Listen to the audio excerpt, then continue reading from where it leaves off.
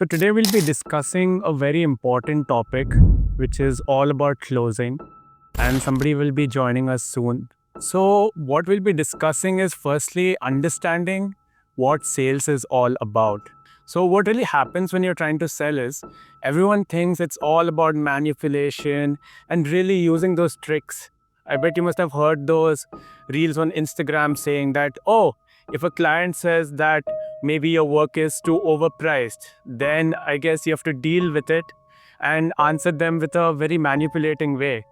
Well, that's simply not true. Okay, so our guest has joined us today. So you can request a video and we can start this conversation today. So it'll be a conversation because he's getting started into sales, and that's where I'll be helping him live in front of all of you. Are you feeling nervous? A bit. So, okay, let's stay calm because I think the first rule of even closing deals or understanding it is getting comfortable with uncomfortable situations. So, why don't you start by firstly introducing yourself a little bit so that our audience also gets to know? So I'm Shiva, and I started an agency company which basically helps clients to get a good website, social media marketing, and mainly high ticket sales. So these are what we are good at, and there are some other things which our interns or our freelancers do. So yeah, basically I reached out to Sumit some days before for excelling into cold calls and consultation calls. So what we do is first we outreach people through Google Docking, and then we send them Gmails and DMs on Instagram, and then when we book a client for a consultation call, then I basically pitch our idea, and after that we start working on their project if they finalize for our service. So that's why. So, Shiva, if you had to tell me, what are like the three major problems you face when it comes to talking to clients? Mhm. The three major things I feel is first is the start, like getting engaged with the person who you are talking to in like first 1 or 2 minutes is kind of difficult for me, which I faced in the earlier phases. Then second one is like when client doesn't respond to your question. Like I have seen this 1 or 2 times. Like when you ask them about their business and they are not that interested, they are like, how will this 5 minutes or 10 minutes pass on as soon as this call ends? And yeah, so this is something which I feel difficult. And the later thing is like what I feel challenging is pitching our price. Like after I pitched my whole idea, after I get to their what the problems they are having, and after giving them a solution that how we are gonna work, they basically don't ask if your price or something. We have to like I keep waiting that when they will ask how much I'm gonna charge them, and yeah. Oh, So these are the things that challenging for me currently. okay. So I think we spend this live discussing around these three problems so that by the end of this live, these three problems will be totally gone for you. Is that fair? Okay. Yeah. I think the first thing you talked about is that the first 5 minutes of a consultation call, right? How to not feel overwhelmed, how to build that rapport. So, two questions you should ask, which are my absolute favorite. Firstly, where are you from? So, when you first ask them that, and suppose they say Delhi or maybe internationally, then you should know something about that place that they can relate to. Like, I once had a person who was from Agra. So I said, wow, I've also been to the Taj Mahal. Have you been? So that has nothing to do with our product, with the call, nothing. But when you relate with one common thing, right, they really start to open up. Like if they're from Delhi, say that Delhi food is just amazing. And can you just recommend me some places? Or another thing you can try is try observing something. Like usually when you notice, maybe you can find the client has an interesting tattoo, or maybe they have something in the background, a beautiful painting, or something like that. I want you to observe those things next time. And if none of those things are, Like we have to have a bit like a good presence of mind or having a good general knowledge about all the things going around. you don't have to have like general knowledge about everything. It's a either or situation. So either if they're from the same city or a city you know about, You can talk about that, or you can observe something which is unique about them, a tattoo, maybe something in the background. Or the third thing is observe their emotion. So usually, either when a client comes to your consultation call, they can be tired, they can be excited, they can be sad. But when you address that, when I said that, hey, are you feeling a little nervous today? And you said yes, that helped you feel a little bit calmer, right? That I also understand that you're doing this and now you're doing something new. So I'm addressing that. And that's how that rapport is building subconsciously. Okay? So you, Let me explain what a reporter. Yeah, I agree to you. What a reporter is like for basic knowledge. I mean, see, usually there's nothing you need to really practice in this general knowledge section. All you have to do is just understand that it's not something. See, when you put a client on a pedestal, right? That, oh, they have so much money and I have to sell to them, then automatically you get scared. But when you think of them, say, as a friend, and then you talk to them with that energy, then you won't get scared. Because most of the time, I'll tell you what is happening in your mind when you go into a consultation call. Your head is like, oh, I have to close the day. I have to close the day. I have to close the day. I have to charge this much. They have to give me this money. What if they say no? All those thoughts are basically blocking you from building any rapport, right? With a friend, if you're talking, suppose, let's say I needed help with automations, okay? And suppose you're talking to me. So if you just think of my problem and how you can solve it with a service mindset, rather than will this person go with me, automatically the pressure is dropped and you're more natural. So in your calls, always think of it as accepting or rejecting a client rather than I have to close the deal. That made the world of the difference for me. Because I have been in that mind space, that head space, it was horrible. Yeah, got it. So you are saying that seeing the client as a friend and trying to help instead of just being a salesman who is selling their courses or their services to them. Right. With them, relate to them. In fact, once I was on a consultation call and I ended up talking about movies. Have you seen the movie KGS? Yeah. Yeah, so they were into like the mining space. So I ended up talking about movies over there and that went perfectly well. There is nothing off topic, but if you keep always having the conversation over the sale, that over the product, then they will, I think, zone out. So treat them like people, not like money floating around. That's the best method I can give you. Okay? Okay, now let's go to your second question. Could you just repeat it for our audience? Like what I have felt is like I basically create a PPT for them, and when I ask questions to them, they are not basically engaging with this question that much. They just want that just complete your pitch or just say what your idea is. So yeah, how to make them engage in our conversation more, the customer. Got it. Okay. So my tip for you, I've experienced exactly this, though I really am telling you from that experience that when it's a group, when you're pitching to 5-6 people at one time, then PPT is okay. But when it's a one-on-one or two-on-one, then I suggest that get rid of the PPT. Completely get rid of it. Because what happens in the client's mind is that they think that you're here to pitch. And when someone knows that you're here to pick something, most of them will zone out. Like imagine you came to a consultation call with me. I opened this big slide, maybe 30 slides. How many slides are there in your PPT? Yeah, 25 to. Oh my God. 25 slides. Okay. Like 10 slides before this question, and yeah. Okay, bye. I want you to imagine this, okay? You're just businessman. Maybe let's say your net worth is 2 crores. You just were in a very exhausting meeting and then now you wanted to build your website. So you came on your consultation call and you sat there. Then someone opens a 25 slide PPT. What will be your reaction? You tell me honestly. Got it. Okay, understood it. That Yeah. like yeah. So what do you think is the alternative?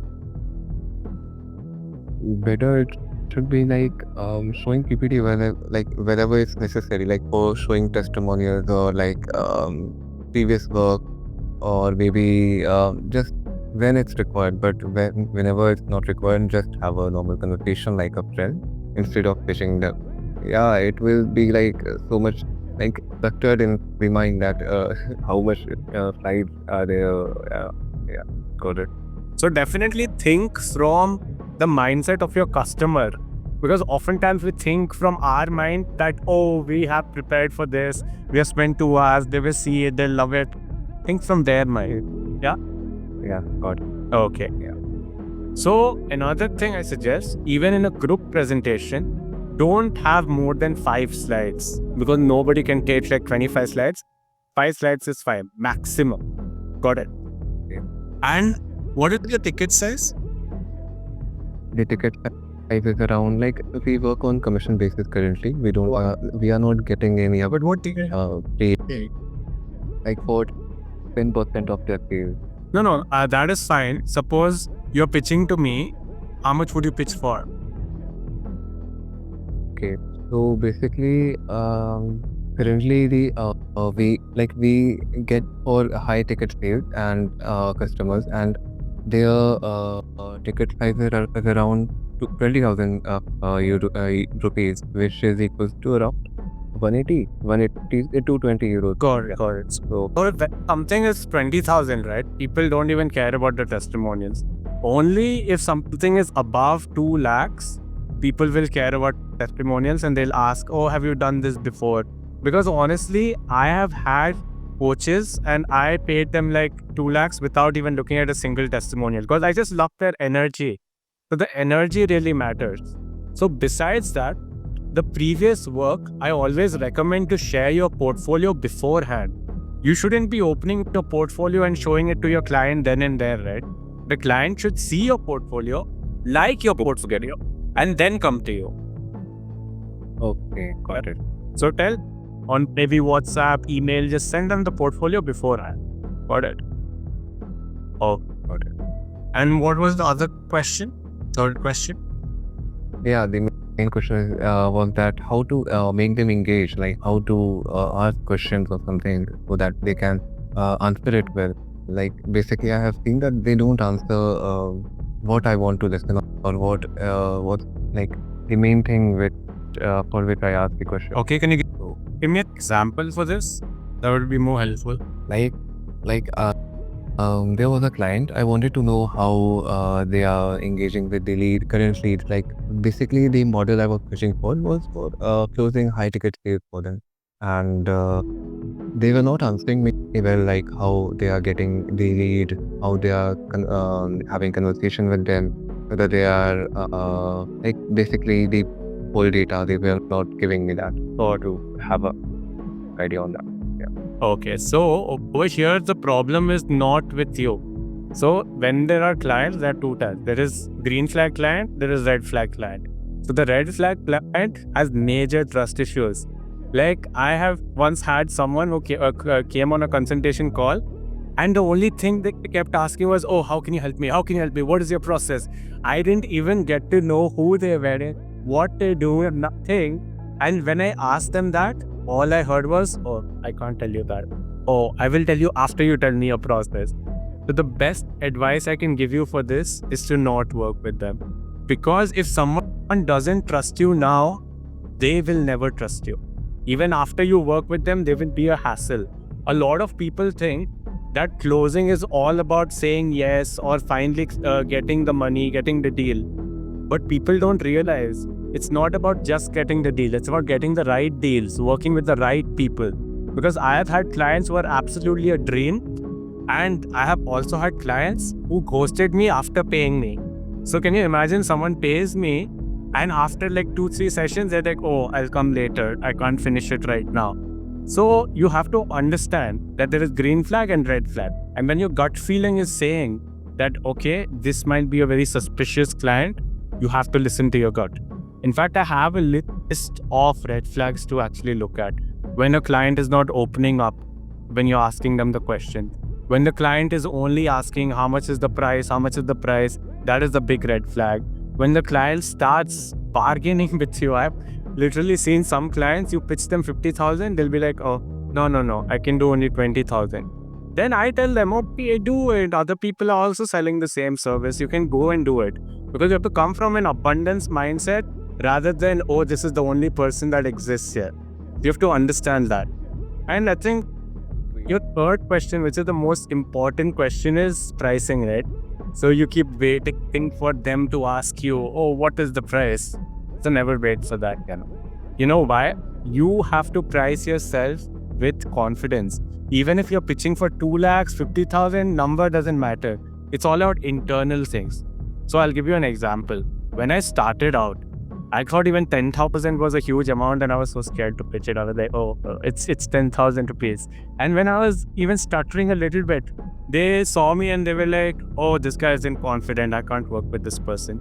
But you have to understand that when you normalize your prices for yourself internally, then it's all about who accepts it and who rejects it, right? Some people may not be able to afford you and that's okay. But that does not mean you wait for them to ask you the price. You tell them the price. And usually instead of saying that this will cost you this much, I say the funds required for this project will be 50,000 rupees. Or once you make the deposit of 2 lakhs, we'll get started. So just say that, we're changing the words a little bit, right? And that is helping out. And I think besides that, if suppose you really know that the client is interested in working with you, you are also interested in working with the client, then you should consider maybe payment plans. So if the client cannot pay, say, 2 lakhs at once or 1 lakh at once, then you can say, okay, you can give me 50% now and 50% after, say, halfway through the project. Never wait to finish the project and then get paid, otherwise the client will ghost you and then it's all gone. So halfway through the project, you have to collect the rest. And one more thing I like to do is that when you're offering payment plans, you have to increase the price. Suppose if they pay at once, it's 2 lakhs. If they pay with a payment plan, maybe it's 2,20,000 or something like that. Because your time is going, right? And you're taking a risk. So you have to understand that as well. Yeah, I got it. So how are you feeling now? So what are the 3 things you will implement in your next consultation call? So firstly, I'll remove the PPT. The long PPTs I'll only use. Maybe I'll not use for one-to-one time. The second thing is that the thing you said about noticing their background, about having a engaging conversation in the first 5 minutes. So yeah, I'll try that. It doesn't sound like a sales pitch rather than having a conversation with a friend, helping him out. And after that, the third thing you said about the prices. So yeah, I'll try to be more confident with my price. I'll not wait for them to ask, and instead of pitch them the plan of my service. Got it. And the best way to be confident with your prices is to see that price and probably just think in your mind, oh, I can earn like double of that easily. Because when you make a big deal about that price, it becomes a big deal. So today when I spend like 50,000 on something I know that can help me, I don't make a big deal about it. And that's why I'm able to pitch something for 50,000, right? You have to understand that. Because when you go to a BMW showroom, you already expect that the cars will start from 80 lakhs, 1 crore and all that, right? Nobody goes with a 20 lakh budget to a BMW showroom, right? You think like BMW. Really be that person. And one little bit masala if you want to add to your consultation call is emotions. Understand what emotions they need right now. Because people don't come for the result. People come because they're lacking some basic need. So suppose if somebody wants to make more money, the emotion behind that could be maybe they've struggled financially before and maybe they've had a rough past. So find that, dig into that. Maybe when you said that you're pitching for a client who is actually teaching German, right? So over there, the emotion is that maybe they want to learn German to go to college and they want to get a better education and maybe they want to make their parents proud. So dig into that. Go deeper. Become that therapist. You know how therapists ask, right? Oh, okay, and how does that make you feel? You have to start. Yes. You have to start doing that. Yeah. So this technology more than sales pitch. Exactly. So try it out, and you can definitely tell me your results. And I really hope this session was helpful to the audience. So thank you for your time.